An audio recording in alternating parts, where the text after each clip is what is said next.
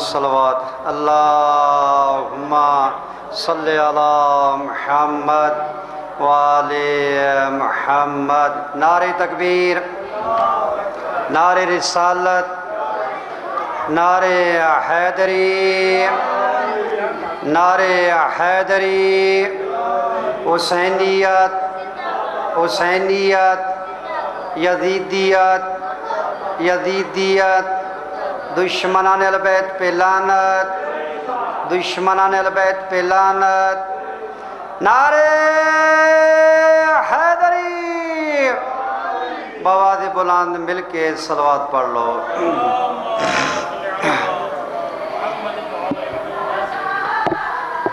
اعوذ باللہ من الشیطان الرجیم، بسم اللہ الرحمن الرحیم۔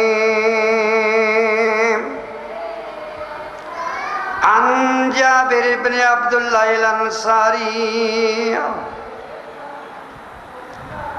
عن فاطمة الزہرا علیہ السلام بنت رسول اللہ قال سمعت فاطمة أنها قالت دخل علي أبي رسول الله في بعض الأيام فقال السلام عليك يا فاطمة فقلت عليك السلام قال إني أجد في بدني ضعفا فقلت له إيزك يا أبا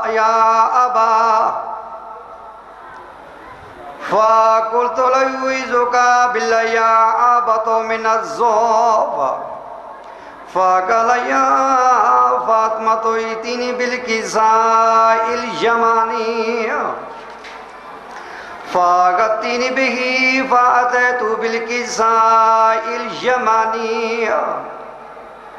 فغطيت به وسرت وانظر إليه وإذا وجهه يتلألأ كأنه البدر في ليلة تمامها كأنه البدر في ليلة تمام وكمالها فما كانت إلا ساعة وإذا بولدي الحسن قد أقبل وقال السلام عليك يا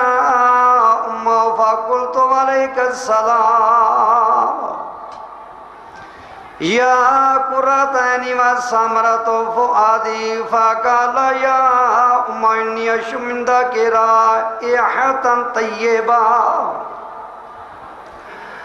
كأن رائحة جد رسول الله فقلت نعم إن جدك تحت الكساء فأقبل الحسن نام الكساء وقال السلام عليك يا جد يا رسول الله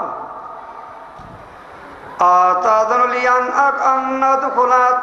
معك تحت الكساء قال عليك السلام يا ولدي ويا صاحب هودي قد أذنت لك فدخل معه تحت الكساء فما كانت لا ساعة وإذا بولدي الحسين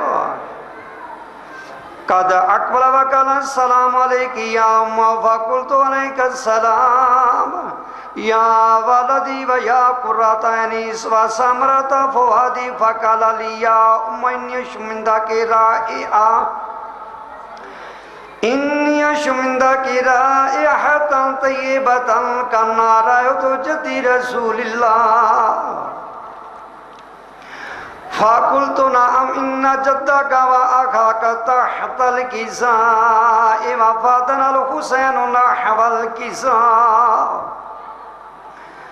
وقال السلام عليك يا جد السلام عليك يا من اختاره الله أتأذن لي أن أدخل معكم تحت الكساء فقال عليك السلام يا ولدي ويا شافع أمتي قد أذنت لك ودخل معهما تحت الكساء فأقبل عند ذلك أبو الحسن علي بن أبي طالب وقال السلام عليك يا بنت رسول الله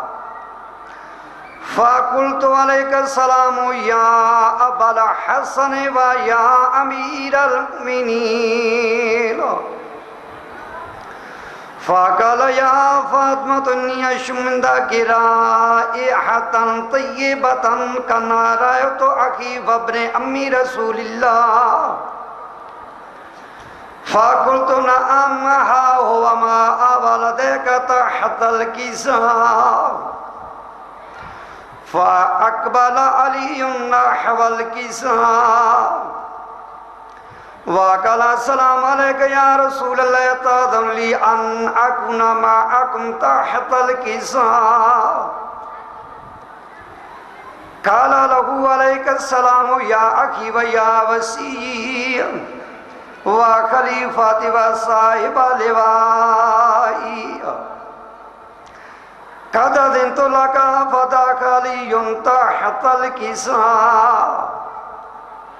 ثم أتيت نحو الكساء وقلت السلام عليك يا أبت يا رسول الله أتأذن لي أن أكون معكم تحت الكساء قال عليك السلام يا بنتي ويا بدعتي قد أذنت لك فدخلت تحت الكساء فلما اكتملنا جميعا تحت الكساء أخذ أبي رسول الله بطرفي الكساء وأما بيد اليمنى إلى السماء وقال اللهم إن هؤلاء آل بيتي وخافتي وحمتي لحمهم لحمي ودمهم دمي يؤلمني ما يؤلمهما ويحزنني وما يحزنهما أنا حرب لمن حرب وسلم لمن سلمهما وعدو لمن أداهم ومحب لمن أحبهما إنهم مني وأنا منهما فاجعل صلواتك وبركاتك ورحمتك وغفرانك ورضوانك علي وعليهما وأذهب عنهم الرجس وطهرهم تطهيرا اللهم صل على محمد وآل محمد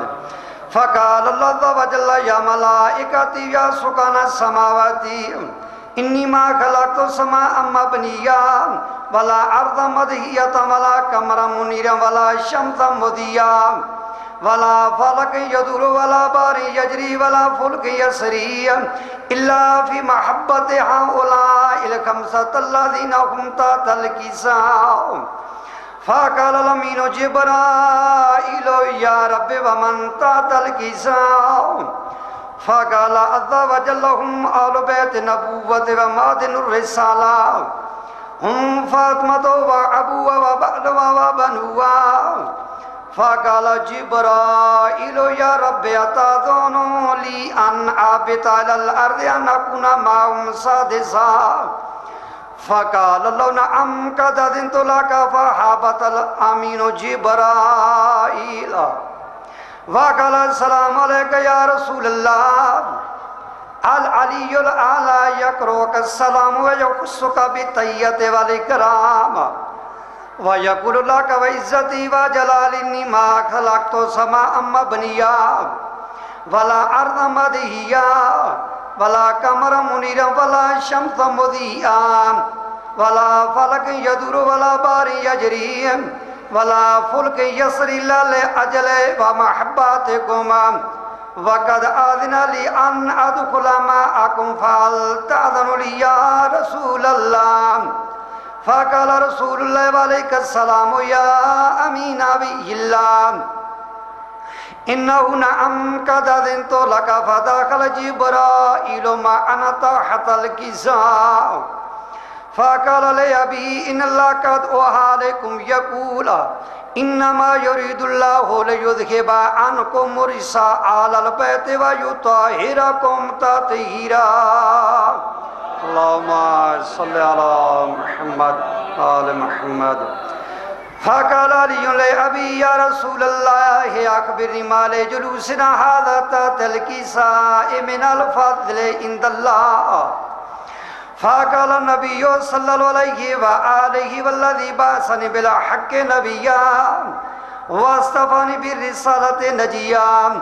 ما ذكر خبرنا هذا في محفل من محافل آل الأرض وفي جمع من شيعتنا ومحبين الله ونزلت عليهم الرحمة وحفت بهم الملائكة واستغفرت لهم إلى أن يتفرقوا فقال علي عليه السلام إذن فليفضنا وفاد شيعتنا ورب الكعبة فقال أبي رسول الله صلى الله عليه وآله يا علي والذي بعثني بالحق نبيا واصطفاني بالرسالة نجيا ما ذكر خبرنا هذا في محفل من محافل آل الأرض وفي جمع من شيعتنا ومحبنا وفي ماموم إلا وفرج الله هم ولا مغموم إلا وكشف الله غم ولا طالب حاجة إلا وقضى الله حاجة فقال علي عليه السلام إذن فليفضنا وسعدنا وكذلك شيعتنا فادوا وسعدوا في الدنيا والآخرة والرب الكعبة اللهم صل على محمد وآل محمد رب صل على محمد وآل محمد اے بار اللہ تجھے واسطہ محمد وآل محمد میرا پاک اللہ یہ حدیث کے ساتھ ہی تلاوت کی کہ میرا پاک اللہ اپنی برگاہ مقبول و منظور فرما میرا پاک اللہ اس سامان یامدن اگر کوئی غلطی ہوئی میرا پاک اللہ تو غفور و رحیم تو معاف فرما میرا پاک اللہ محمد وآل محمد واسطے اس حدیث کے ساتھ صدقے اس پاک ذکر دے صدقے بانی مجالس سے میرا پاک اللہ نیک دلی اجات میں پورا فرما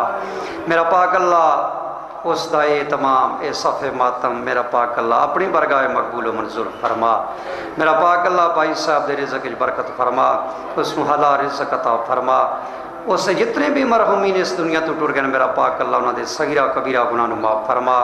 اور انہوں نے جنت الفردوس وچ اعلیٰ مقام عطا فرما جناب آدم تو لے کے ہن تک جتنے محب اہل بیت